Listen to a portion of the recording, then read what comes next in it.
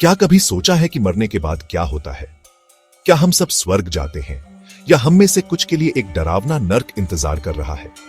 चलो इस रहस्य को एक बार और हमेशा के लिए सुलझाते हैं। हमारे प्राचीन शास्त्रों के अनुसार सब कुछ हमारे कर्मों पर निर्भर करता है। हमारे कर्म, यदि आप दूसरों की मदद करते हुए जीवन जीते हैं, कभी किसी को शारीरिक या मानसिक रूप से चोट नहीं पहुंचाते और हमेशा अच्छे कर्म करते हैं, तो किंवदंतियां कहती हैं कि आप स्वर्ग के लिए बने हैं।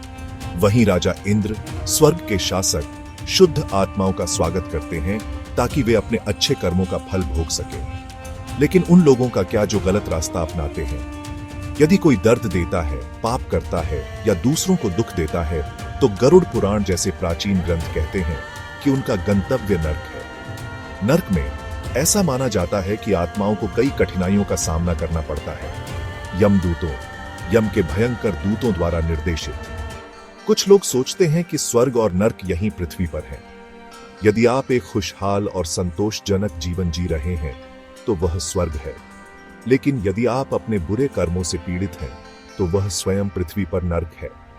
लेकिन शास्त्र और भी गहरे जाते हैं। वे कहते हैं कि दान करना, मंदिर बनाना, दूसरों की मदद करना, ये सभी खुशी के टिकट हैं और शायद, सिर्फ शायद, स्वर्ग के लिए भी। दूसरी ओर निर्दोषों को नुकसान पहुंचाना या दर्द देना जैसे कार्य सीधे दुख की ओर ले जाते हैं। तो क्या निष्कर्ष है? आपके आज के कार्य आपके कल का फैसला करते हैं, पृथ्वी पर और उसके बाद भी। बुद्धिमानी से चुनें।